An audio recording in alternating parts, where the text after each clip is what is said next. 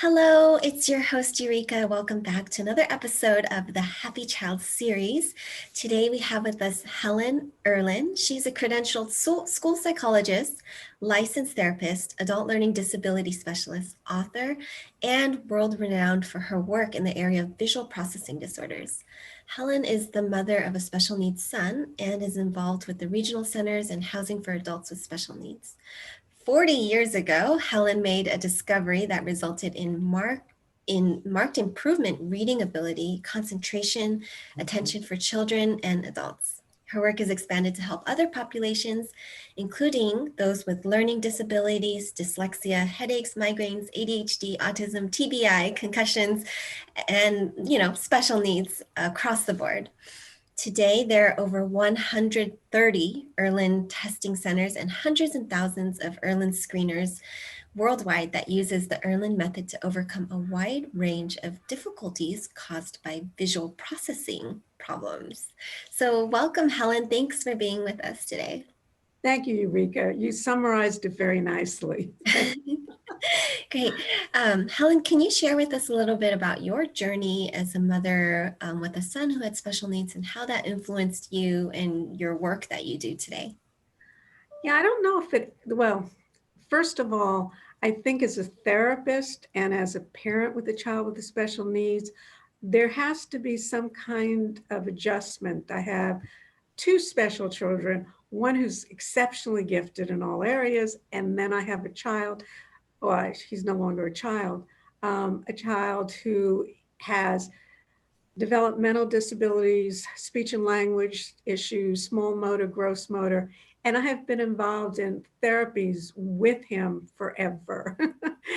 Any therapy that was purported to help one of these areas, we did.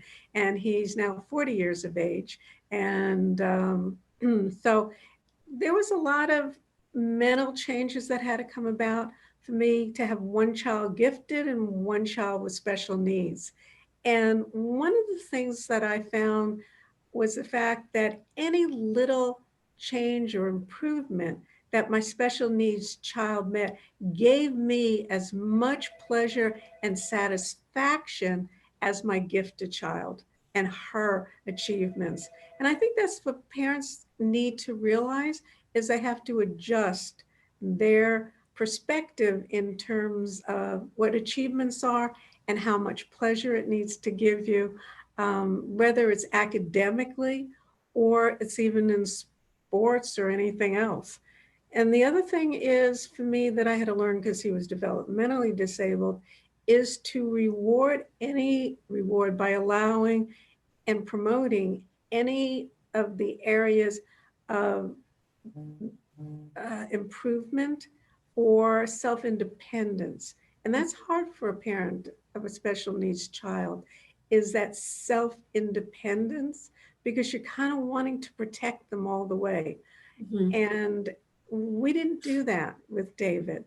And if he wanted to ski, no matter how hard he was and how frightening for us, to watch him try to do it, we let him do it and encouraged him. Even bike riding, and the whole neighborhood got involved in that. They'd wave to him and say, "Hi, David, great job."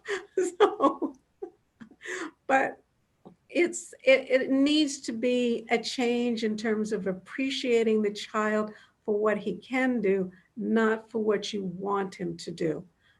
Your issues and your goals may not be appropriate for the special needs child.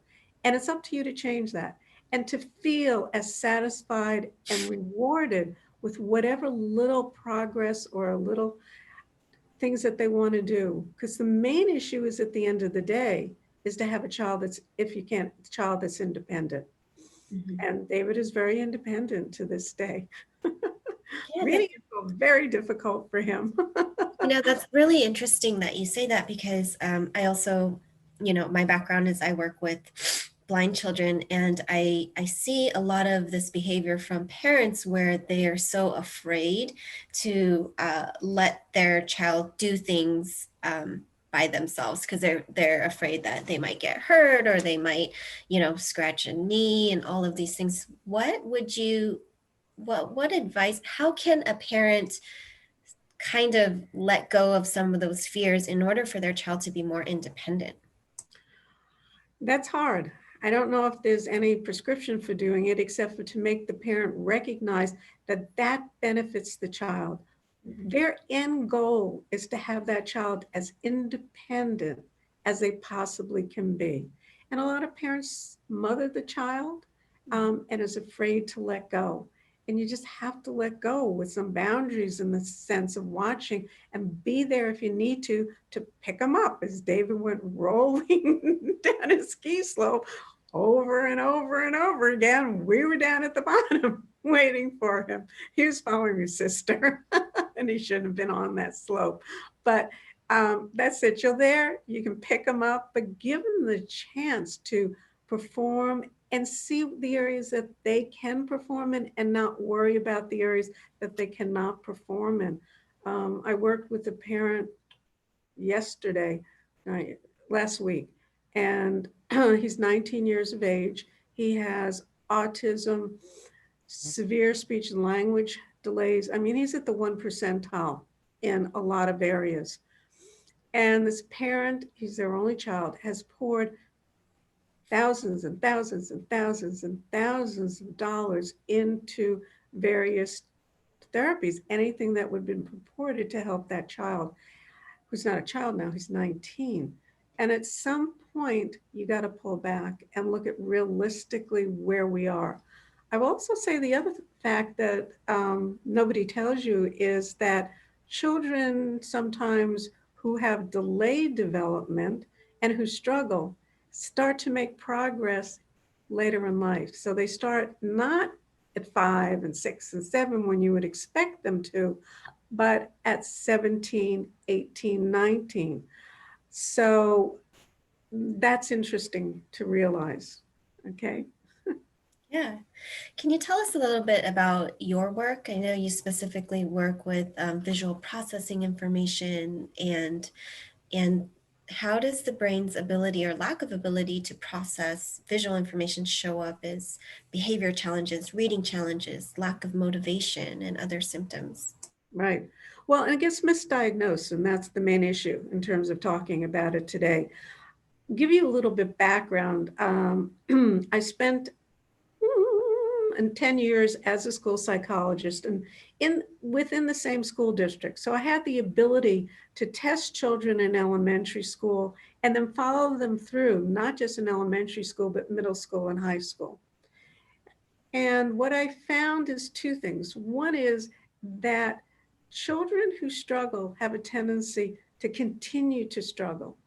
And the other thing was for me the fact that every time, well, we all have this, I guess I should back off and back up and say, we have this feeling that psychoeducational testing and other academic testing is the end all and be all.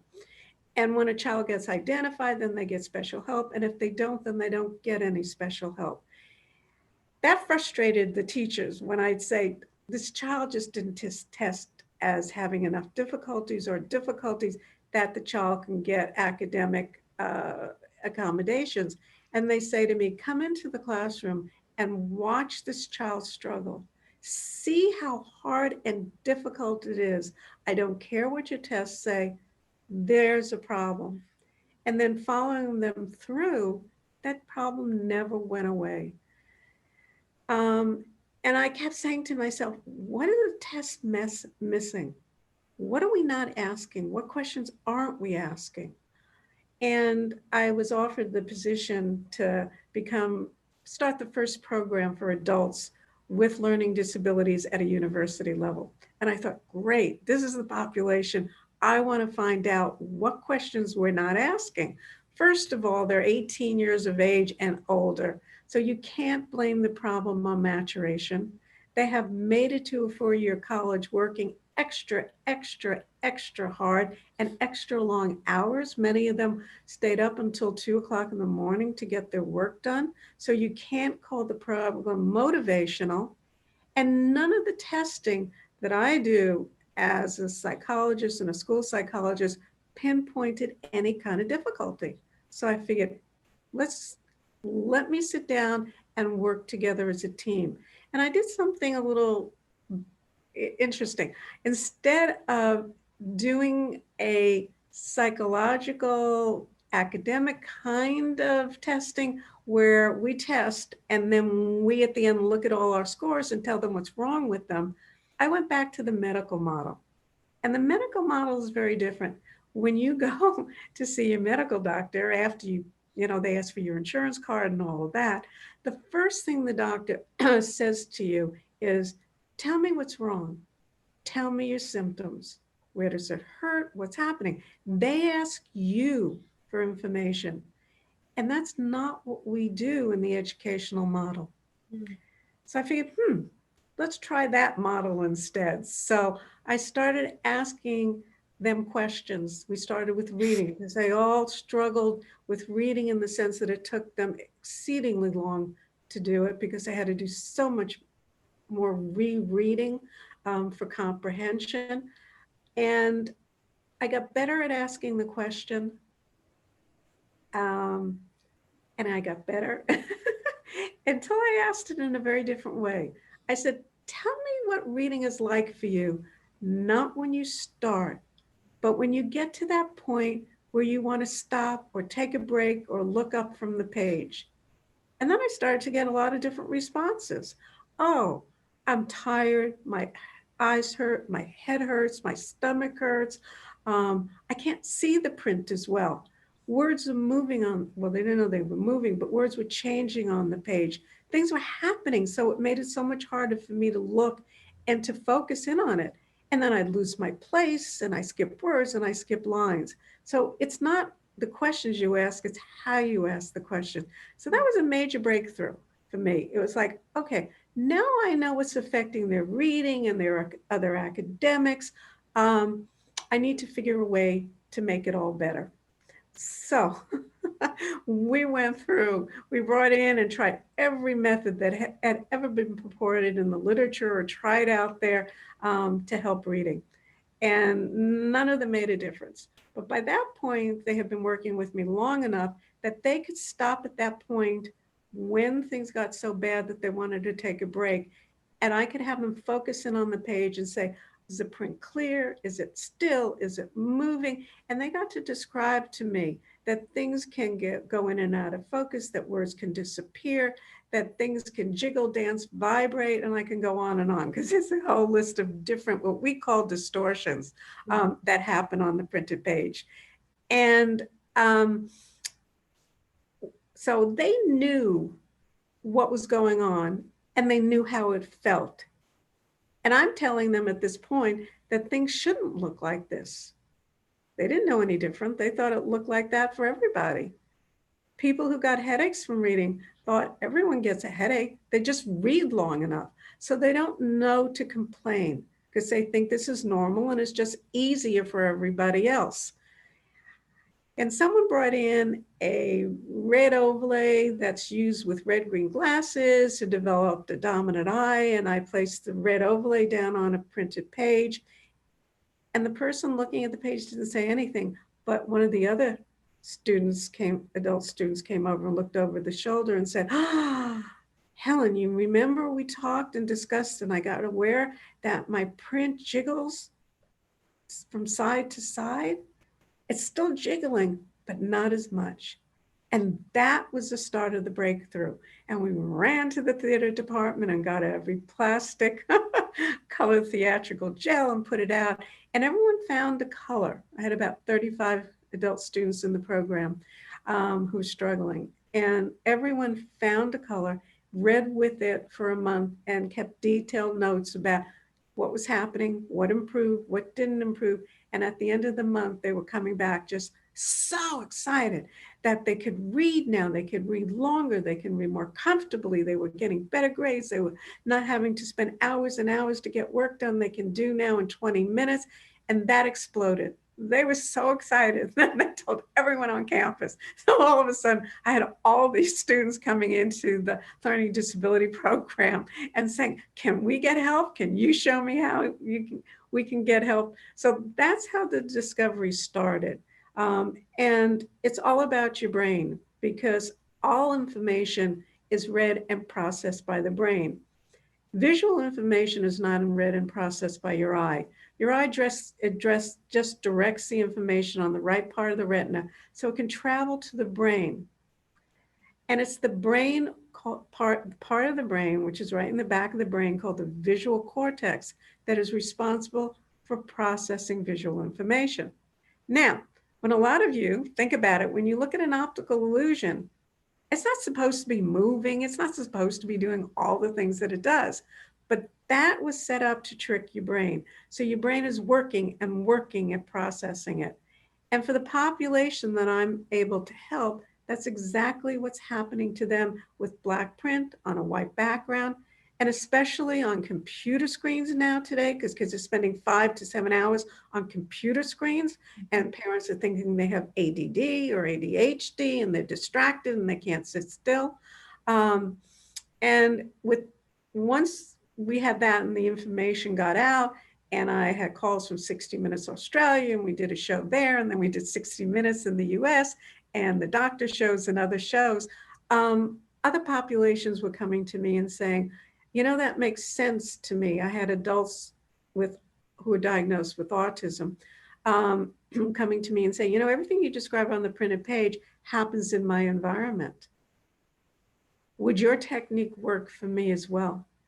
And by that point, we had gone to creating specific colored glasses that can be worn to block out just those frequencies of light that that person's brain is bothered by, and just to the right density. So now the brain can process it easily and comfortably, and things can be normal and not look like an optical illusion. And so we started working and finding that it helped the autistic population tremendously. And a large percent of the autistic population does see a distorted environment and tries to deal with it. It helps with depth perception. It helps with sports performance in terms of tracking moving objects. And so many of our clients have physical symptoms, headaches, migraines being one of, but just eye pain, eye strain. If you watch some children, they're reading the computer and they're rubbing their eyes and they're blinking and they're squinting. That's all saying that things are uncomfortable for them. And then they go to the eye doctor and the eye doctor says, you don't have a problem. And they're left to struggle or get misidentified. So many of the clients we can help have been misidentified as having ADD or ADHD, dyslexia, learning disabilities, and certain medical conditions, learning disabilities, yeah, and certain medical conditions can contribute to this. And another part of it is light sensitivity. Mm-hmm. Everyone thinks things are fine. Well, the world has changed. We don't have incandescent lighting anymore. School systems are lit by fluorescent lights. Computer screens are backlit by fluorescent lighting.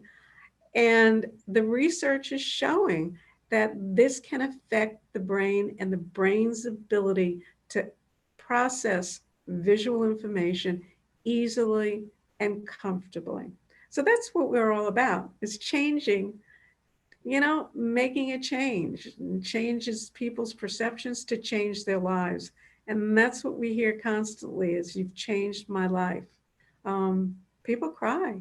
The adults cry because they thought they were just dumb, stupid, lazy, and this is what they have to be, or the fact that they had to be in such pain. We work with concussions and head injuries, whether it's professional sports like football, even cheerleading. You know, there's a statement, you know, you'd be careful, most sports you can obtain a concussion or a head injury.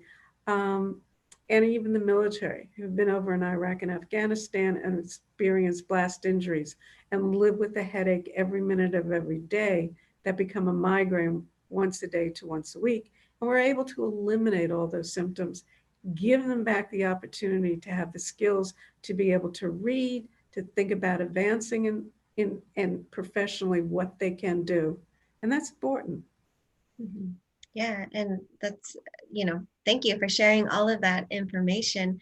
So really, like what I'm hearing you say, how this shows up even in younger children might be like behavior issues or outbreaks, saying like, I don't like this, I don't want to do this anymore. Where, and I think it's important to note and pay attention to like when that's happening and maybe why that's happening. So you're saying that sometimes like it's not necessarily an eye condition per se, like they can go to the optometrist and have perfectly, working eyeballs, and then but it's a visual processing issue. So I just want to emphasize that if your child is struggling with reading for prolonged amounts of time, then they end up having an outburst or behavior issues, that this might be a visual processing issue. And it's important to think beyond vision to visual processing. Mm-hmm. 80% of the information that the brain receives, no, it's 20% of the information that the brain receives from the eyes is only used by the brain to process the information. So visual processing in the brain is exceptionally important. And we're neglecting it because the standardized tests do not test for it, do not pick it up. I have questions on my website so that any parent can go on and look at the questions and be able to see and determine if maybe their child's issues is visual processing and they didn't even realize it. Um, and ask your child questions because they don't know that what they're seeing or how they feel when they're doing academic work um, is different. They just think everyone's smarter, brighter, and can do things quicker and faster than they can. So ask them, not when they start the task, but when they're at that point, they want to stop. Ask them, how does the page look? What's happening? How do you feel? Um, I do that. A lot of times when when we didn't do podcasts and we weren't using Zoom, we actually talked in front of audiences. And I would say, how many of you think that everybody gets tired or sleepy if they just read long enough, or sleeping is supposed to put you to sleep? And I get some hands go up and they look around and not everyone's hand is up. And those who never get tired or sleepy and read for long periods look at them like, really? You know, and then I say, how many of you think everyone gets a headache after a while when they read? And again, some hands go up, but the majority doesn't experience any of these difficulties. So my group lives in a world created by the majority, because the majority of the population is not light sensitive. They're not bothered by sunlight or fluorescent lights or the brightness of the computer screens or whiteboards or the printed page. And that's why things will never change. And they don't know to ask the questions to help these individuals. So we can't change the environment because the majority of the population likes it just the way it is. And they don't know that I call my population exists, and it creates significant problems and difficulties for them. Especially now with remote learning, with what 50 to 70% of their time is spent on computers and computer screens, with the computer screen being too bright for them, and they're backlit by fluorescent lighting. So many of these children are struggling, and it's not the work, and it's not their willingness to do it, and it's not their capability to do it. And then we get into arguments and fights between the parents and the child, and the kids are exhausted and they hurt. So we need to think beyond just the academics, beyond just teaching. We need to identify if there is a visual processing problem going on. Side note, because I know you work with the blind and the partially sighted, that just because they're blind or partially sighted doesn't mean that they're not light sensitive. Mm-hmm. So that many of that population are also experiencing the same physical symptoms from lighting. So I don't think there is a population out there that we don't touch. Yeah, you went right into my other question, but and you touched on like how distance learning has increased or magnified some of these issues.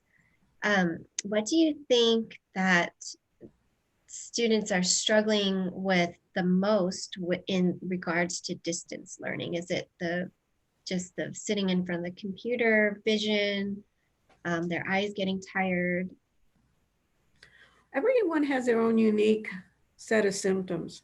But the computer screens are pulling the physical symptoms Mhm. quicker and faster and much more. And it can be any array of physical symptoms, from the kid getting tired or sleepy, or they become antsy or fidgety, or get frustrated, or they rub their eyes or rub their head.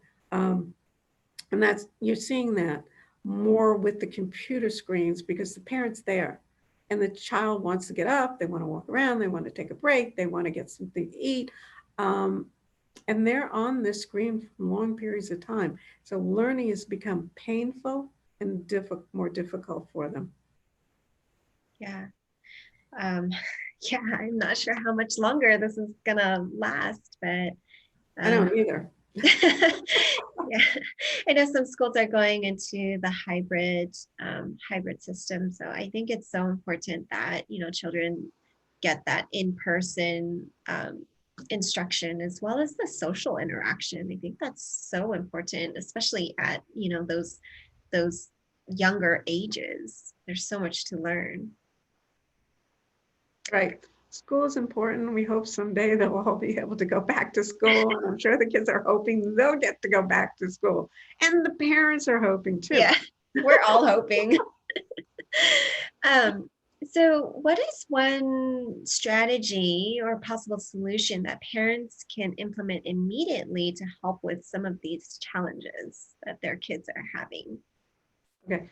I've talked a little bit about if they have the type of visual processing problem we call Irlen syndrome. And I guess we're offering my free book, one of my 3 books called The Irlen Revolution, had a simple method to change the lives of children and adults with LD, ADHD, TBI, dyslexia, autism, headaches, medical conditions, and much more. That's free for you if you get onto the website. And that your website, isn't it? Being Well, on? yeah, I will put your free gift link underneath this video. Okay. Mhm. Yeah.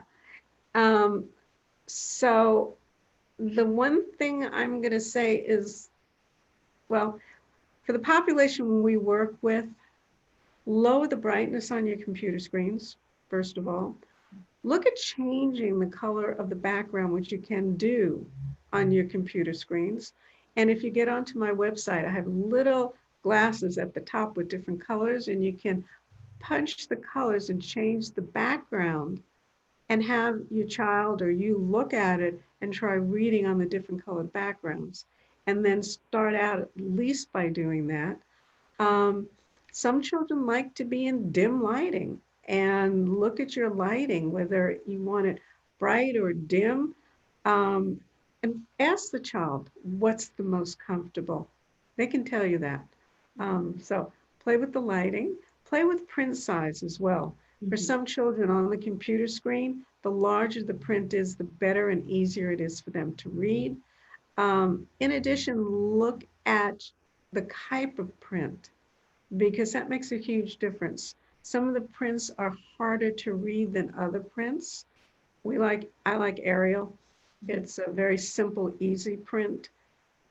Times New Roman is used a lot, but it's harder to read, and typically it's smaller. So look at print size, background, brightness as a first thing you can easily do and change on the computer screen. Yeah, those are all really great strategies. And I just had a personal question for you, but there are these glasses that reduce blue light from the laptop or from your computer screen or cell phone screens. Is that something that's proven to help with migraines or headaches or readability? Yeah, let me talk a little bit about that, okay? The latest articles that are coming out are saying there is no real research related to blue light, okay? It's a nice marketing tool and you make a lot of money, but everybody's brain is uniquely different. And blue light is just another wavelength of light. And what we have found out from years of research, and we're continuing to do research with esteemed universities like Cornell University, that shows that everybody's brain is uniquely different and that they're uniquely bothered by different wavelengths of light. And that's what we do when we create the glasses. Everyone has their own unique glasses blocking out that unique part of the spectral band that is bothersome for them. If it happens to be blue light, we'll get in there, but usually it's more than that that creates the problem. And we have to work with what colors we're going to filter. And for each color we filter, the density, how much we filter it. It is so customized for the brain. And that's the only way you're going to get rid of the issues and problems. Um, anyway, that's so it's just like a one size fits all doesn't work for your brain. Yeah, yeah. And they're not even showing that it's showing that much of a difference.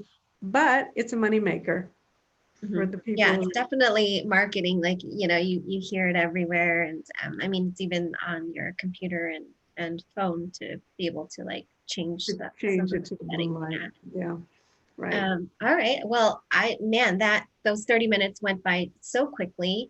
But if there, just one last question, if there's one strategy or piece of information that you would want this audience to take away from this interview, what would that be?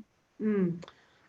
I'm going to go back to being a therapist here. I think the one thing I would want is for you to look at the things that your child can do or the personality, whatever it is that unique to your child, and focus in on that and stroke them for that and stay focused. It will help you as your child is struggling to stay focused and supportive. You never can tell what's going to happen and what's going to change, and they may not reach your goals.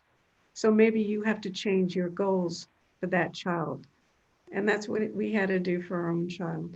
I will tell you, my own child wears her own spectral filters, and it helped with language. He had 12 years of intensive speech and language therapy. And we were just not getting anywhere and not getting anywhere and not getting anywhere. And it was through the autistic population that says, this calms my brain down and it lets me process verbal information, not just visual information. And I can hear you now and I can respond to you. And that was a breakthrough for my son in terms of language, and his language then took off after that. Yeah, that's so interesting because it's like if you deal with the visual um, distractions or per se, and then like you wouldn't even imagine them to be related, right? Like visual and then language, but Language. yeah, Yeah. that's Yeah. You can interesting. understand depth perception. You don't see things the way other people see things. You bump into things. You can't track moving objects. With the autistic population, it's very severe. So they have a bombardment going on in terms of their environment, and things are constantly changing. Faces look different. Faces morph for them. Faces are very difficult. That's just that's like being in a fun house. You're and trying to survive in that and function and move in that kind of a world. So that there's so many things that are associated with visual processing. Yeah. Well, what do they say? Like some like huge percent of our brain is actually visual, right? Yeah, it's the largest. But It's the like largest area of I the don't want to brain. misquote, but it's like probably something like No, 80, you can say it. 80%. It has the largest area of your brain, Yeah, your visual. yeah. But what's interesting is because it has the largest area of the brain, it influences other parts of the brain. So it Mhm. triggers areas of the brain that trigger anxiety, irritability, fidgetiness to be activated, and it decreases your prefrontal lobe cortex, which is your executive thinking and sustained attending and concentrating. And then your brain goes through your nervous system. So all your physical symptoms are triggered by your brain. So yeah, we need to, it's a really important thing for us to get the best brain possible. Yeah. Okay, Helen, thank you so much for all of that like information that was so insightful and really good for this audience. Helen, as she mentioned, is a free book, and that gift link will be underneath this video, as well as her website. And try out those the glass filter thingies. I was on your site earlier and was trying them out. Good. You So can try it out for fun. yeah, It's yeah. interesting. All right. Thank you so much, Helen. Appreciate it. Thank you for having me on. I think it's an important topic, so I'm very pleased to be part of it. Thank you. Awesome. And for the rest of you guys, I will see you tomorrow.